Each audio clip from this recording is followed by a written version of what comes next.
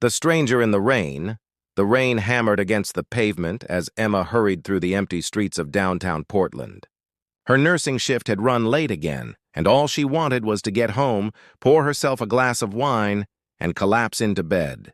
The October chill bit through her jacket as she fumbled with her umbrella, cursing softly when the wind nearly ripped it from her hands. That's when she saw him. A man lay crumpled on the ground near the entrance to the old historic district, rain pooling around his still form. Emma's training kicked in immediately, and she rushed forward, her exhaustion forgotten. As she knelt beside him, her breath caught. Even unconscious and soaked to the bone, he was stunning. Sharp cheekbones, a strong jaw, and dark hair that clung to his forehead gave him an almost otherworldly appearance. "Sir? Can you hear me?"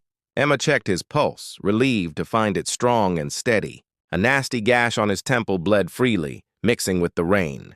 She noticed his clothing, an expensive wool coat, tailored pants, and leather shoes that probably cost more than her monthly rent.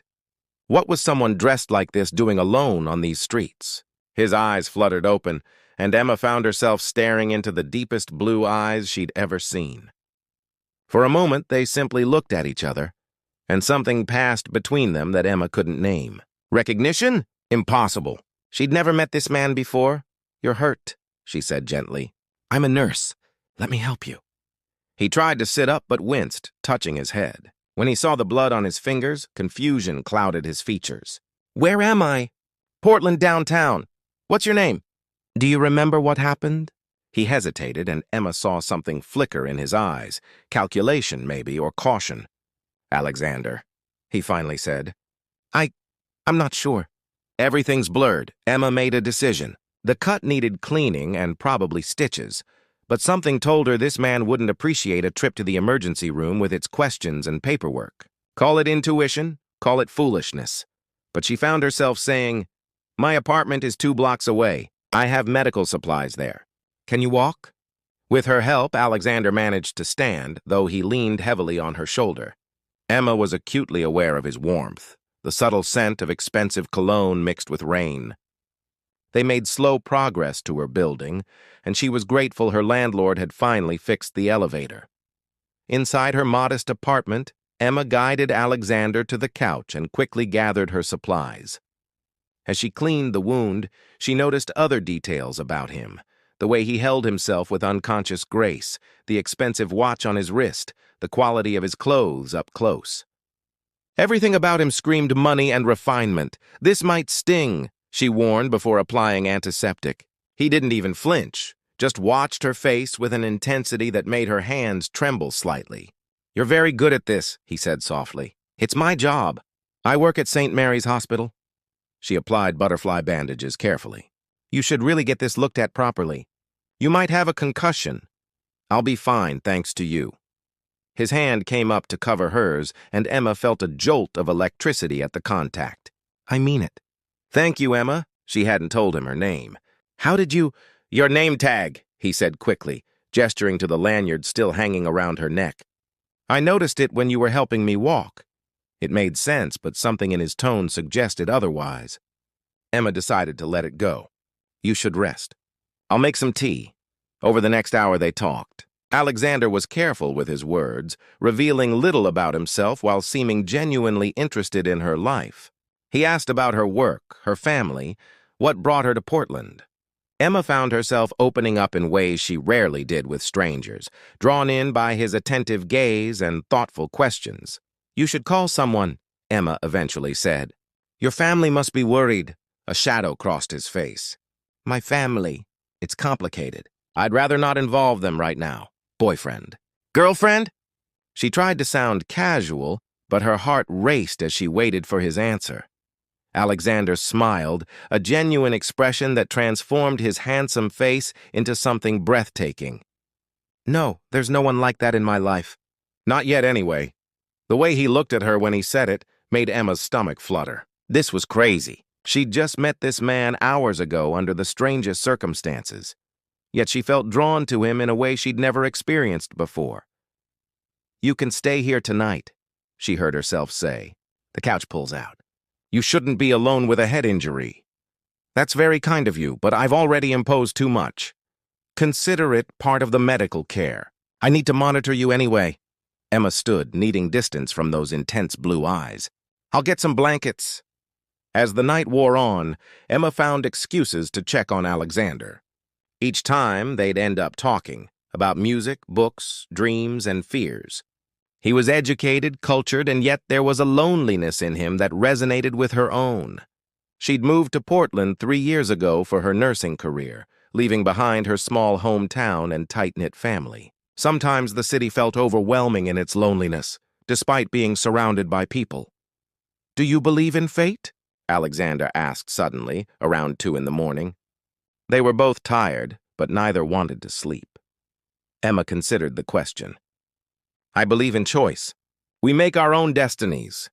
What if some meetings are meant to happen? What if certain people are supposed to find each other? Like us, you mean? I just happened to be walking by at the right time." "Or the exact right time." He reached out and tucked a strand of hair behind her ear, his touch gentle. "Emma, I know this is sudden and perhaps inappropriate given the circumstances, but I feel something when I'm with you. Something I've never felt before." Her heart pounded. "Alexander, tell me you don't feel it too, and I'll never mention it again." But Emma couldn't tell him that because it would be a lie. From the moment their eyes met in the rain, something had shifted in her world. She leaned forward, closing the distance between them, and their lips met in a kiss that felt both thrilling and inevitable. When they finally pulled apart, both were breathless. "This is crazy," Emma whispered. "Completely insane," Alexander agreed, but he was smiling. "Stay with me a little longer?" They spent the rest of the night on the couch, talking and stealing kisses, wrapped in blankets as rain continued to fall outside. Emma had never believed in love at first sight, had always thought such things were fantasy. But here, with this mysterious stranger who'd literally fallen into her life, she was beginning to reconsider everything she thought she knew about love and destiny. As dawn light began filtering through the windows, Alexander's phone buzzed for what must have been the 100th time. He'd been ignoring it all night, but the persistent ringing finally made him check the screen. His expression changed instantly, tension replacing the peaceful contentment that had been there moments before. "I have to go," he said abruptly, standing and gathering his coat. Emma felt a chill that had nothing to do with the morning air. "What's wrong?" "It's complicated. But Emma, I need you to know, last night meant everything to me." "You mean everything to me? Then stay. Or at least tell me what's going on." He cupped her face in his hands, his blue eyes full of conflict. "I will explain everything. I promise. But I need to handle something first. Can you trust me?" Against her better judgment, Emma nodded. He kissed her one more time, deep and passionate, as if trying to memorize the feel of her lips against his. Then he was gone, leaving Emma alone with 1,000 questions and the lingering warmth of his presence. Royal revelations. 3 days passed with no word from Alexander. Emma tried to convince herself it didn't matter, that it had been one strange night with a handsome stranger, nothing more. But every time her phone rang, her heart leaped, hoping to hear his voice. Every knock at her door made her pulse race. She'd never gotten his number, had no way to contact him, and it drove her crazy. On the 4th day, Emma was preparing for her evening shift when her doorbell rang. She opened it to find not Alexander, but 2 serious-looking people in dark suits. A man and a woman who radiated authority and professionalism. "Emma Richards?" the woman asked, her accent vaguely European. "Yes? Can I help you?" "We're with the Royal Protection Service of Valdoria. May we come in? It's about Prince Alexander." Emma's world tilted. "Prince, what are you talking about?" The man's expression softened slightly. "Perhaps you should sit down, Miss Richards." In a daze, Emma let them in. The woman introduced herself as Agent Kristoff and explained what Emma could barely process. Alexander wasn't just wealthy. He was Crown Prince Alexander of Valdoria, a small but prosperous European nation. He'd been in Portland for private business meetings when he was attacked by unknown assailants. In the confusion, he'd become separated from his security detail and had wandered, disoriented, until Emma found him. "He's been searching for you," Agent Kristoff said. He left before we could secure your information, and he's been quite insistent about finding you again." Emma's mind reeled. A prince. Alexander was a prince.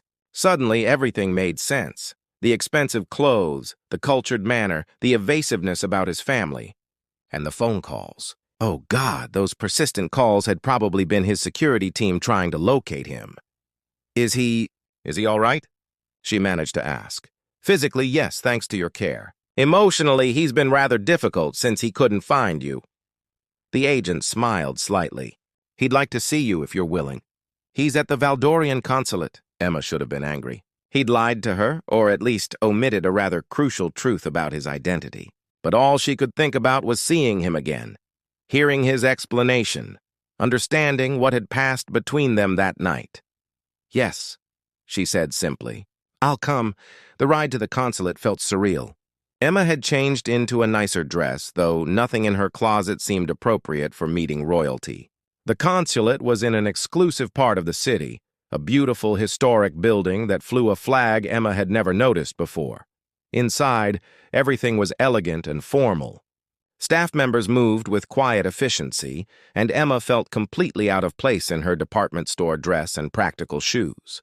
Agent Kristoff led her through hallways decorated with portraits and historical artifacts until they reached a set of ornate double doors. "He's in the study," Kristoff said. "Take your time." Emma stepped inside and found herself in a room that looked like it belonged in a palace. Books lined the walls, a fire crackled in an enormous fireplace, and standing by the window staring out at the city was Alexander. He turned when he heard her enter, and Emma saw naked relief flood his face. "Emma, thank God." "Your Highness," she said stiffly, not sure how to navigate this new reality. "That's what I'm supposed to call you, right?" Pain flickered across his features. "Please don't, not you. Never you." "What am I supposed to call you?" "The man I thought I knew doesn't exist. Alexander, whoever he was, is apparently really Prince Alexander of—" "Where was it? Valdoria?" "I'm still me," he said urgently, crossing the room to her. "Everything that happened between us was real. That night, those conversations, that kiss, all of it was real. Except you lied about who you are." "I didn't lie. I didn't tell you everything." He ran a hand through his hair in frustration, a gesture that was achingly familiar.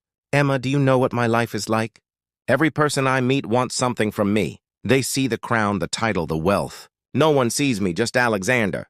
But you did. Because I didn't know." "Exactly." His eyes pleaded with her to understand. "For the first time in my life, someone looked at me and saw a person, not a prince. Do you have any idea how rare that is? How precious?" Emma wanted to stay angry, but his words resonated with something deep inside her. She thought of all the times she'd felt invisible at the hospital. Just another nurse in scrubs, interchangeable with dozens of others. Everyone had a role they played, a mask they wore. Alexander had simply removed his for one night. "Why didn't you come back?" she asked quietly. 3 days, Alexander. 3 days with no word. I tried." He pulled out his phone, showing her a screen full of unanswered calls and texts to her number. Emma's heart sank as she realized her phone had died that morning after their night together. And she hadn't charged it until 2 days later, by which point she'd missed all his attempts to reach her. "My security team couldn't find any information about you," he continued. "Healthcare worker privacy laws prevented them from getting your details from the hospital." I was going insane. "I was ready to stand outside St. Mary's and wait for every shift change if that's what it took to find you." Despite everything, Emma felt her anger melting. "You really tried?" "Emma, that night with you was the first time I've felt truly alive in years. Maybe ever. I couldn't just let you go." He stepped closer, and she didn't move away. "I'm sorry I didn't tell you the truth. I was selfish. I wanted to be just Alexander for a few more hours. Who are you really? When you're not just Alexander, I mean." He sighed, and suddenly he looked older, wearier. "I'm the Crown Prince of Valdoria, heir to the throne. My father has been ill, so I've been taking on more royal duties. I came to Portland to finalize some trade agreements in private meetings. I was attacked leaving one of those meetings. I still don't know if it was random or targeted. And your family? Probably furious that I disappeared for an entire night." A wry smile crossed his face. My mother has called 17 times. My advisors have scheduled emergency meetings, and my father's physicians are concerned that the stress of my disappearance might have worsened his condition. The weight of his world pressed down on Emma. This wasn't just about two people who'd shared a connection. There were kingdoms and protocols, duties and expectations. Alexander, I'm a nurse from Oregon. My biggest concern most days is whether the cafeteria has run out of decent coffee. We're from completely different worlds. I don't care. You should. Your parents, your advisors, your entire country, they'll care. I'm nobody. He took her hands in his grip fierce. You're not nobody. You're the woman who saved my life. You're the person who saw past everything else and just helped someone in need. You're funny and kind and passionate about your work. You love old movies and terrible pop music. You dream of traveling, but you're afraid of flying.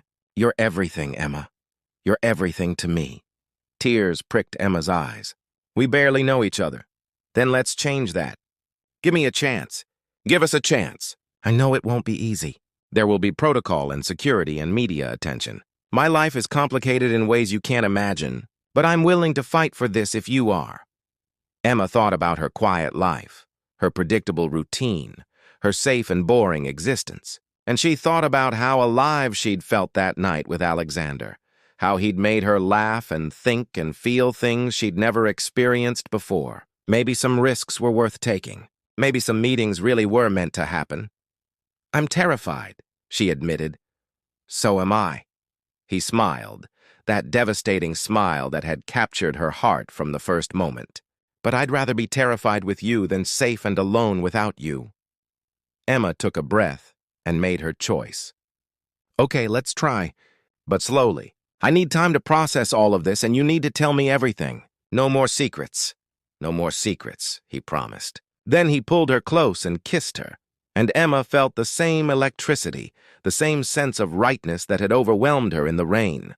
Whatever came next, royal protocols, family disapproval, media scrutiny, they would face it together. When they finally pulled apart, Alexander rested his forehead against hers. Thank you for saving me that night, and for saving me again today. I'm a nurse, Emma said with a smile. It's kind of my thing. Outside the study, Agent Kristoff smiled to herself as she heard laughter from within. Perhaps the Crown Prince had finally found what he'd been searching for all along. And perhaps an ordinary nurse from Portland had discovered that fairy tales could still happen, even in the most unexpected ways. The road ahead would be challenging, but love, real love, was worth fighting for. As rain began to fall again outside the consulate windows, Emma and Alexander held each other close, ready to face whatever the future might bring. Together.